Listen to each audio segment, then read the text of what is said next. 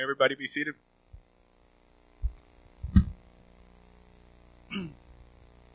Good morning, and welcome to BSides 2020 in Tampa. Today's presentation will be on HTTP Covert channel using only HTML and CSS. The presenters for today's presentation is Will and Tom. With no further ado, Will and Tom.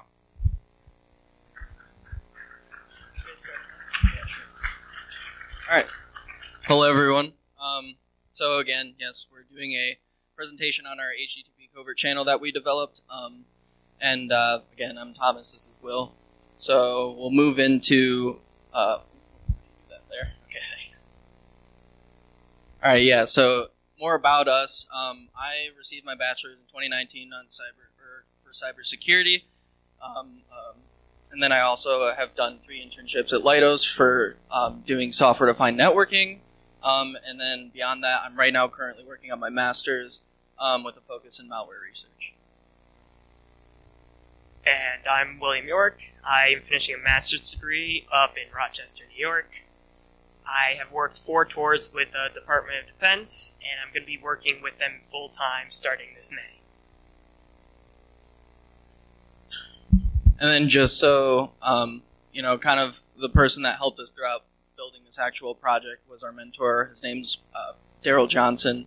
And that's a long list of credits that we don't particularly want to read out entirely, but he's done a lot of conferences, a lot of research, and he was a main portion of this project as well. So.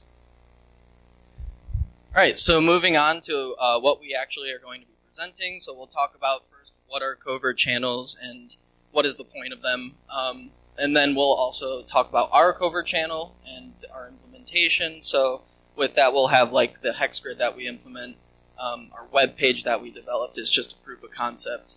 And then we also have our sender and receiver files or scripts that we wrote to be able to actually run the covert channel. And then we'll show a small demonstration video. And then with that, we'll talk about what makes our covert channel unique.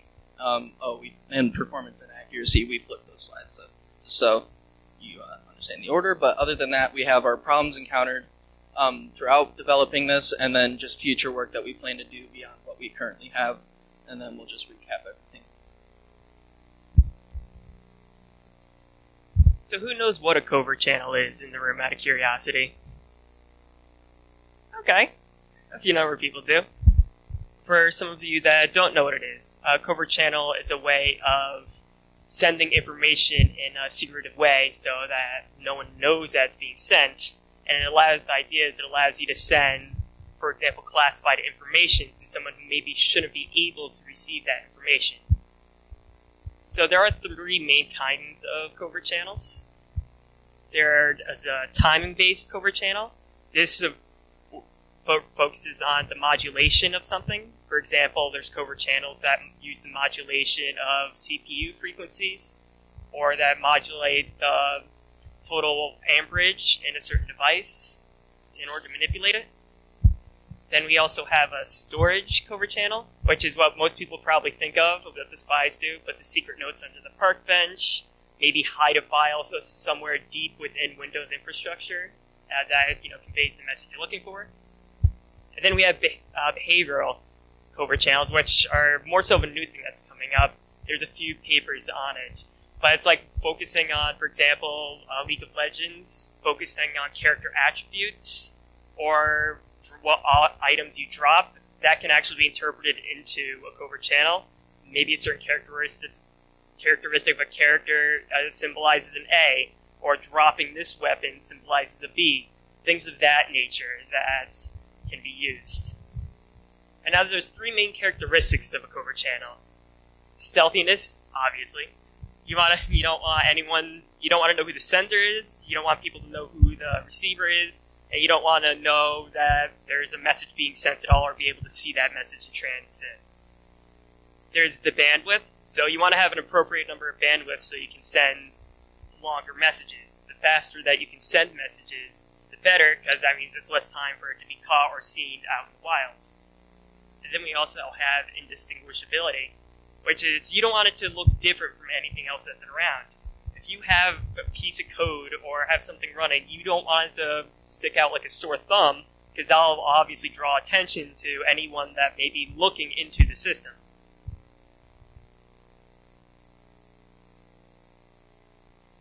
So our covert channel. The way our covert channel works is through HTTP GET requests to convey message between a sender and a receiver. So if we think of it like this, we have someone that's in a classified workspace and they want to get information out into a more unclassified area.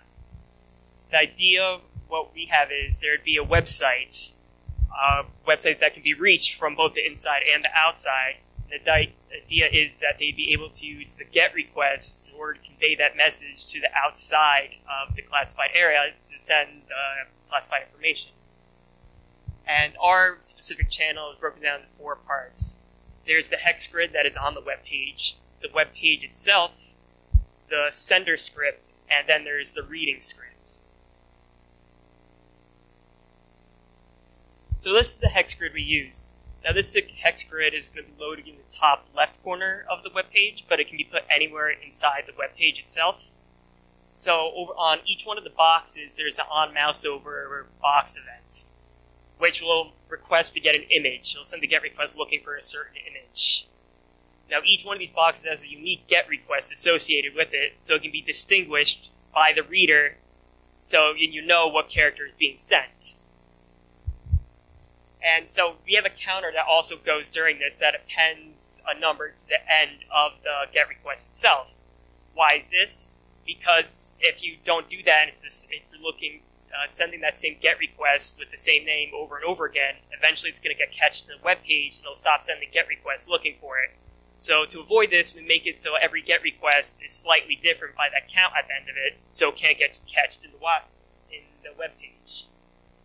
As you can see, the way we formatted our request was we had a C, the hex value, which can be represented on here, followed by a question mark plus that count value.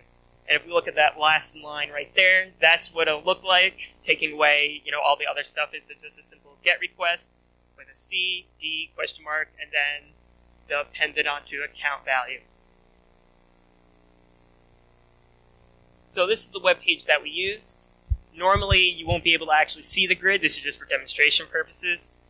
So the idea is the mouse is going to actually go over into that grid over there.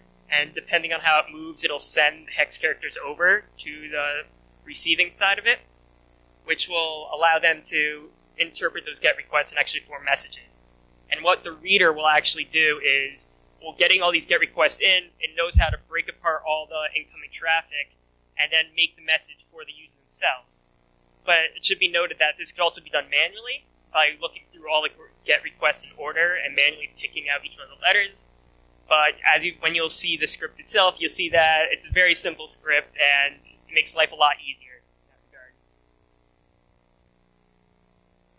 So what's actually in this index HTML page that shows everything that's going on?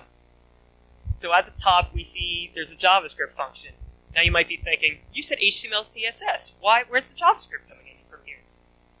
Well, in terms of that, we meant that the actual messages that are being sent is used through HTTP, and the main aspects are CSS and HTML. Well, so we tested it. The reason why we created this, we wanted to make sure that certain blockers, like JavaScript blockers or tracking protection, sometimes block JavaScript functions. So we wanted to make sure that that wouldn't happen in this case. So we tested this JavaScript function using different web browsers and using different tracking protection and JavaScript protection. And through our testing, we were not able to find any that blocked or caused any interference with this simple counter strings. And if we look down here, we actually have the div. So it's a 3x3 box that each box representing another one of the hex characters. So each one of them will send certain parameters over to the script up here called change time, which change time is just adding the counter to the end, a new counter to the end of each request to make sure it doesn't get cached in the web page.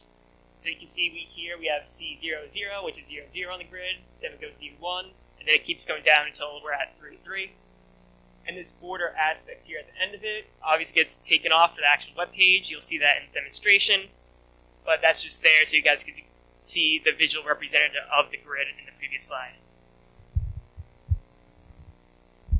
Okay, so this is the actual sender program that we use to actually convey the messages from text to mouse movement itself. So basically we have a Python script that all it really is doing is converting what we have in a text file to hex characters itself. And then all that is actually going to do is create a temp file and just dump all that, and then invoke our bash script, which is actually what's actually controlling the mouse itself. We use a GUI testing interface or testing utility called xDoTool, which essentially what it's doing is it's taking the mouse and it's just jumping it to a location. There's no drag, there's nothing in between. So essentially we're hitting it exactly where we want to hit for each movement that we make with the mouse. And that's just, of course, based on every hex character. So if it's a 0, it'll move to the 0 location. And then beyond that, we also have we have to do 2 mouse movements per hex character, and that's more explained on. We'll explain more on why in the actual problems encountered slide. But we have to do 2, and with that, we are basically moving to a letter and then moving off the grid to make sure that we don't hit anything in between. Okay, so this is also our receiver side, which is going to read all of the GET requests that we have. We use the PyShark library, which is pretty sure it's a wrapper for T-Shark, and it's continuously sniffing for packets. We start our messages with 3 hyphens. There's no particular reason other than just to tell the reader that we are starting a message.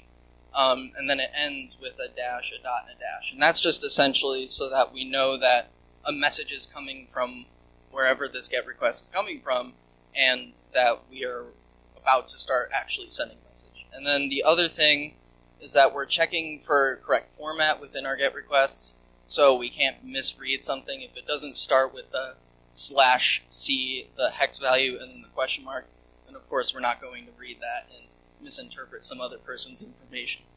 And then after that, so if it's not the correct format, then it won't be read. So moving on, we'll actually show you. Is it extended? Okay. Okay, so, I'm using OBS. I just was lazy to not trim the video. So, in the left we have our web page. In the right, you can see we're sending a message. It says, "Hello, this is my secret message because I have this need to send secret messages." Wow.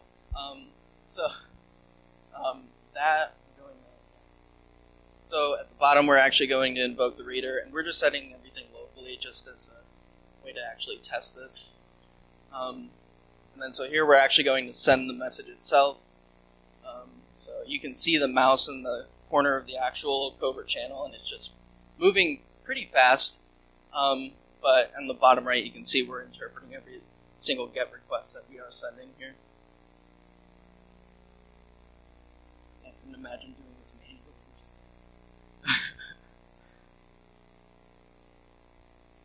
So it's almost done. You'll see it output the ending sequence, and then, so that's actually how the covert channel works in its entirety.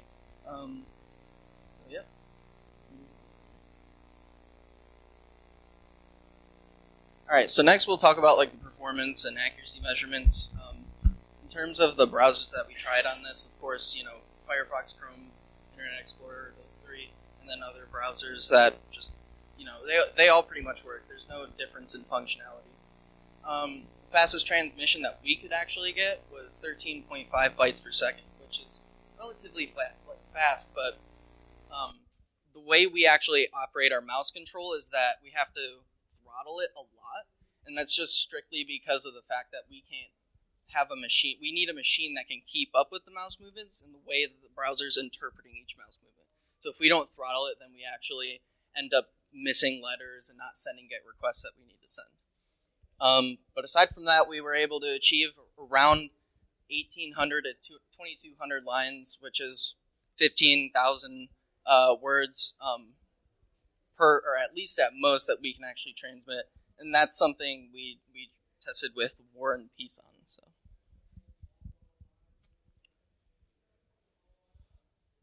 So yeah, what makes our covert channel unique? Well, the first thing is that there aren't many behavioral or HTTP behavioral covert channels that really even exist, which was actually really surprising. And I think it's just due to the fact that that research field in general is just not as big as you would expect, but it's slowly growing as people look into more of the ways that they can actually communicate over covert channels. Other than that, yeah, again, we can bypass a lot of the tracking mechanisms that would inhibit us from actually being able to relay that message through HTML or the HTML and CSS. It's simple to implement, like really easy. You honestly, if you're the receiver, you just spin up a web or the web server itself, and then you just spin up the actual reader. The sender, all he has to do is actually just open up the web page and then invoke the actual mouse control. And then other than that, it's pretty well hidden for the most part. The downside is that if somebody were to actually inspect the web page, you would see a lot of these hover over portions in the actual HTML, and we'll explain more on that actually in the problems encountered. So. The fun part, all the problems that were encountered. So originally, the idea of using a script to move the mouse around and send that obviously has the downside of you need a script to do that. Our original thought was we wanted to have it so the user can manually move their mouse and do the message that way. So if you see right here, this was our implementation for the manual movement. This would be spread out across the web page, and it worked with the resizing and everything. So the idea is, user would be able to go through, start the starting sequence, and send their message through that way. Mind you, it would take a long time, but it'd be possible to send the message, maybe brief messages. But the issue that we had was humans are inconsistent with how fast they move their mouse. So if the user's in the box too long, it's going to double send that message 2 times in a row. And if we set it so it's a slow movement, like you have to wait 2 seconds or a second afterwards, then there's an issue if he's going between 5 and 7, and that's not going to take a second to get over there or something. Or if he has to repeat this character 2 times and he has to go out 1 second then come back in. We messed around with the times. We couldn't find a way to get the manual movement to work. That is something that we definitely want to get work in the future. We want to lower the amount of scripts and things you need to do to actually perform this covert channel. And an issue we also had was the first character was being ignored in the sequence. We spent a lot of time trying to figure out, why is this happening? Why are we always losing our first packet? After hours and hours of work, we eventually figured out that it's actually a fault in PyShark itself. So PyShark has an option called only summaries, where you can set that to true or false. And if you set it to true, what it'll do is it'll shorten down, it'll get rid of all the other packet junk, and it'll just send you the main core of what this packet's about. So in our case, it would just show the get request and then the thing we want, which makes our lives easier because we don't have to go looking through all the code to try and find what we want. The problem is that for some reason, when only summaries is set to true, it always ignores the first packet. This is actually a common problem that we eventually found with PyShark. And so far, there's no discussion on having it fixed at all. So in order to fix it, you have to set it to false, and then you have to go sifting through that whole packet to find the get request. But it was a bit annoying. It was a bit annoying because we were trying to figure out what's going on. Why are we always losing the first packet? You first think it's your own code. You never think it's the library you're using or anything like that. But luckily, we were able to find that eventually. And the speed of the mouse. So the mouse obviously can move a lot faster than a human can. But the problem is, as Tom was mentioning before, there's a certain point where the mouse moves too fast where we miss packets or start missing requests. And especially when we're working in Hex, missing just one Hex value screws everything up. And obviously that ruins the rest of the message, and there's no way to really recover from that other than restarting the whole thing. So we had to find the sweet spot of, okay, when is it fast enough where we can guarantee its accuracy for a long enough period of time? And when repeating a character, we also ran into the issue of, if we wanted to repeat the same character, we had to figure out a way of, okay, we can't just move it inside the box again, because it won't try refetching a get request if the mouse is still in. It's trying to do 7 2 times. We have the mouse in here. If it just stays here and stays in place, it's not going to send it 2 times like it has to. So what we had to do is we actually had it so the mouse has to come outside of the grid. So the grid you guys saw beforehand, the mouse goes completely out of the grid, then goes back into the grid. And the way we have it is essentially the mouse is teleporting, so it's not dragging through all this. And by doing that, it makes it so we can actually go and repeat the same character over and over and over again, and not have to worry about a packet getting missed. So future work. As we mentioned, one of the big things we wanted for future work is we wanted to have a manual grid implemented, make this easy to do, and not require the script to actually do it. Although we did a lot of work to shorten the amount of space it takes in a web page, it's still, if you inspect the web page, you'll be able to see a total of 16 div elements and then that one JavaScript, which, some people might, to a trained eye, would look suspicious. Although we don't know how well they actually see what's going on, but we still would like to shrink that down to a point where it's barely noticeable on the web page, even when you inspect it. And the other thing we were thinking of just getting rid of the grid altogether, just sending GET requests to and from the receiver and the sender.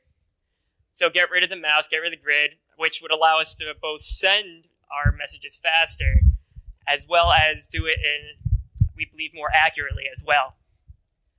And the big thing is to add some form of error checking. So right now we can go to about 20,000 words we can send, which isn't shabby. And for covert messages, I don't think you'd have a purpose where you're going to send a message that's 20,000 words. But still, the reason why it actually breaks is because around that point is when one hex character starts to get mixed, or something gets missed, and all of a sudden, you miss one, everything else is screwed up. So it still works after that point. It's just that the chances of it missing a character increases greatly as well. So we wanted to add some form of error checking to make sure we're receiving all the packets in the correct order, so we can extend how many words that actually can be sent from this. Then just a recap of the covert channel in general. We used HTTP GET requests to send messages to and from the receiver. It can bypass tracking protection that's enabled because it's just GET requests. And as we tested, the JavaScript does not get detected by any JavaScript blockers or by any tracking protection mechanisms. We have a transmission rate of 13.5 bytes per second. And the most important thing is it's not noticeable to the average user. So you're on that web page, there's no way of knowing it's there to the average user, but to the right person, moving the mouse around is no issue. But this web page can be hosted, and we don't have to worry about someone seeing that there's a covert channel going on in that area, because they wouldn't be able to know unless they inspect the web page itself. And in total, as we mentioned previously, we can get between 15,000 to 18,000 words per session, and it can be restarted every time after that session. And one thing to close things off with, covert channels is a new field that's coming around, and the importance of it is to prevent the leak of information, especially in this time in current social climate. We can see there's been a lot of leaked information happening, and actually through those, some of those leaks have been through things like covert channels to get that classified information out there. So with this field, it's important to find how covert channels can be developed and what the flaws are in the systems, and so we can counteract them and better protect our security. And then just questions. Yes.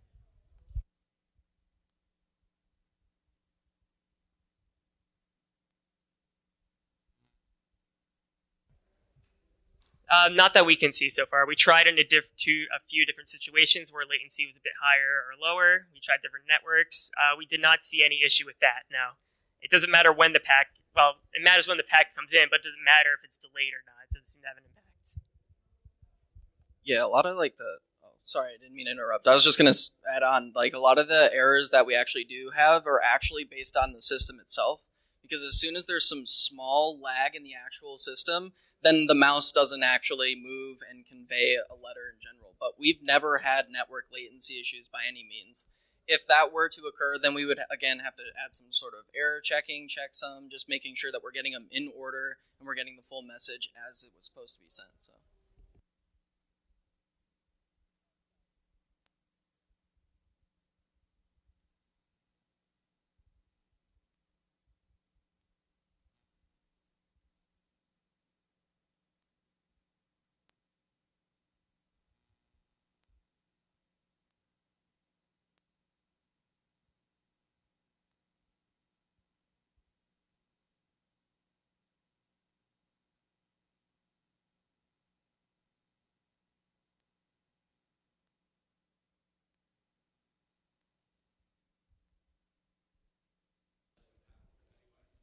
So, yeah, right. Like, I have ran it between two different computers that were virtualized, and that never actually occurred. Like, no issues there, at least for the most part. But again, like, we've only tested in ideal situations, like, where we're literally hosting and sending everything on the same machine, or it's between two virtual machines, but there's no, like, real big networking going on in between. No, yeah, exactly. So, yeah, one of the bigger things that we would like to also test in the future is being able to publicly host this and send messages and just see what that actually does. So, that's something that we will do eventually. So, yeah.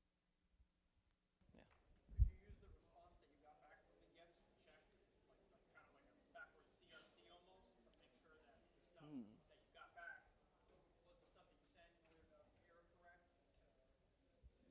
Yeah. Right. Right. Yeah, I mean, yeah, there's a lot of possibility. We're constantly kind of just trying to develop the actual covert channel itself, and then we ended up running into a bunch of like issues with message integrity and stuff like that. So yeah, that's another possibility that we could do with the response.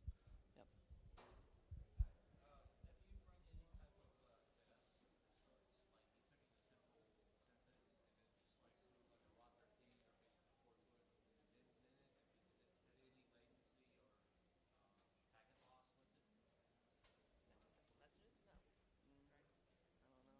I don't know. Wait, can you repeat your question, please, if you don't mind? Yeah.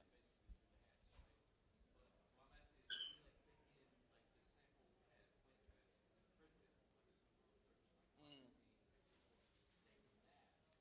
And then relaying the message.